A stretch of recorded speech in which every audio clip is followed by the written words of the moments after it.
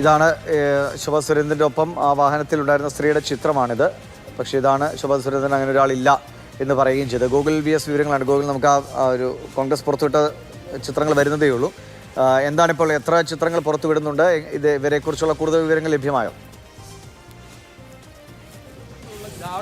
അതായത് രണ്ട് ഘട്ട ചിത്രങ്ങൾ പുറത്തുവിടുന്നുണ്ട്. അതായത് ഒന്ന്, ഈ ശോഭാ സുരേന്ദ്രൻ ഒരു കാര്യം പറഞ്ഞിരുന്നു, തൻ്റെ വാഹനത്തിൽ പ്രമീള ശശിധരനും താനുമല്ലാതെ മറ്റാരും ഉണ്ടായിരുന്നില്ല എന്നുള്ളതാണ്. പക്ഷേ അത് തെറ്റാണെന്ന് തെളിയിക്കുന്ന കുറച്ച് സ്ക്രീൻഷോട്ടുകളാണ് കോൺഗ്രസ് പുറത്തുവിടുന്നത്. അതിൽ ഈ വാഹനത്തിൻ്റെ പിൻഭാഗത്ത് ഉണ്ടായിരുന്ന ഒരു സ്ത്രീ, മറ്റൊരു സ്ത്രീ ഉണ്ട്. ആ സ്ത്രീ ഡോറ് തുറന്നു വരുമ്പോൾ ശോഭാ സുരേന്ദ്രൻ ഡോറ് അടയ്ക്കുന്ന ഒരു ദൃശ്യമാണ് അത് പറയുന്നത്. അത് നേരത്തെ ഉള്ള ദൃശ്യങ്ങളിൽ ഉള്ളത് തന്നെയാണ്. പക്ഷേ അതിൻ്റെ ആ ഭാഗങ്ങൾ കോൺഗ്രസ് പ്രത്യേകമായി പുറത്തുവിടുന്നു. അതോടൊപ്പം തന്നെ ഈ സ്ത്രീ ആരാണ് എന്നത് കാണിച്ചുകൊണ്ട് കുറച്ച് ദൃശ്യങ്ങൾ കോൺഗ്രസ് പുറത്തുവിടുകയാണ്. അത് ആരാണ് എന്നുള്ളതാണ് അവർ പറയുന്നത്. ആരാണ് ഈ നിങ്ങൾ പുറത്തുവിടുന്ന ഈ ദൃശ്യങ്ങളുള്ള സ്ത്രീ ആരാണ്? സിമി സജീവ്, ഡൽഹി സ്വദേശിയാണ്, മലയാളി. ഡൽഹി, ബോംബെ, ഡൽഹി എവിടെ പറഞ്ഞു?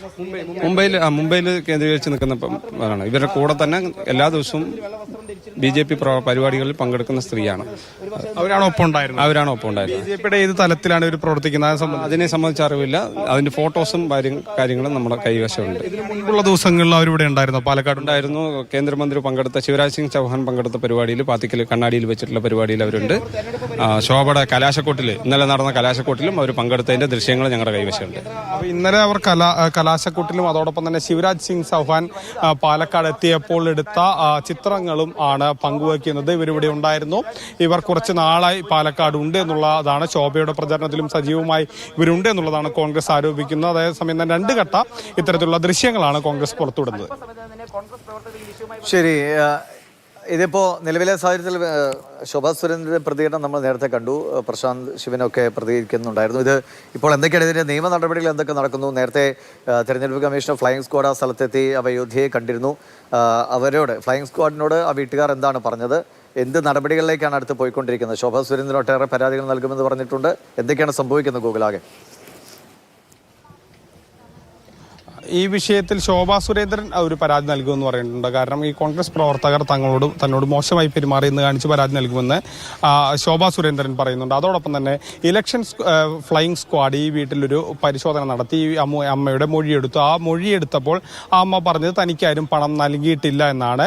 അതോടൊപ്പം തന്നെ ആ വീട്ടിൽ പ്രാഥമികമായ തെളിവെടുപ്പുകൾ ഫ്ലൈയിങ് സ്ക്വാഡ് നടത്തി. അതിനുശേഷം ഒരു റിപ്പോർട്ട് ജില്ലാ കളക്ടർക്ക് നൽകി. ജില്ലാ കളക്ടർ പാലക്കാട് SP-ക്ക് സംബന്ധിച്ച വിവരങ്ങൾ ധരിപ്പിച്ചിട്ടുണ്ട്. പാലക്കാട് സൗത്ത് പോലീസ് ഇത് സംബന്ധിച്ച കേസും രജിസ്റ്റർ ചെയ്യും എന്നുള്ളതാണ് അറിയാൻ കഴിയുന്നത്. അതേസമയം തന്നെ കോൺഗ്രസും ഈ വിഷയത്തിൽ പരാതി നൽകുന്നുണ്ട്. അങ്ങനെ പരസ്പരം, അല്ലെങ്കിൽ ഈ ഒരു വിഷയത്തിൽ പരാതികൾ വരുന്നുണ്ട്. അതിൽ പ്രധാനപ്പെട്ട കാര്യം അതായത് വരുന്നത് ഇലക്ഷൻ തെരഞ്ഞെടുപ്പ് ചട്ട ലംഘനം നടന്നോ എന്നുള്ളതാണ് ഗുരുതരമായൊരു വിഷയമായി വരുന്നത്. അതോടൊപ്പം തന്നെ ശോഭാ സുരേന്ദ്രനും ഈ വിഷയത്തിൽ പരാതി നൽകുന്നുണ്ട്.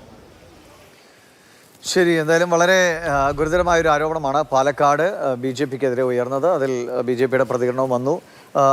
ആരോപണങ്ങളെ നിഷേധിക്കുകയാണ്. പക്ഷേ കോൺഗ്രസ് ഇതാണ് ആ സ്ത്രീ എന്ന് പറഞ്ഞുകൊണ്ട് അവരുടെ വിവരങ്ങൾ കൂടി അവർ BJPയുടെ പരിപാടിയിൽ പങ്കെടുക്കുന്നതിൻ്റെ ഫോട്ടോ അടക്കം കോൺഗ്രസ് പുറത്തുവിടുകയും ചെയ്യുന്നുണ്ട്. എന്തായാലും വലിയ ചർച്ചയായി നിൽക്കുന്നു എന്ന കാര്യത്തിൽ തർക്കമില്ല. ഇനി എന്താണ് തെരഞ്ഞെടുപ്പ് കമ്മീഷനൊക്കെ നടപടി? തെരഞ്ഞെടുപ്പ് കമ്മീഷന്റെ ഭാഗത്ത് എന്തെങ്കിലും ഔദ്യോഗിക പ്രതികരണം ഉണ്ടോ ഗൂഗിളെ ഈ വിഷയത്തിൽ?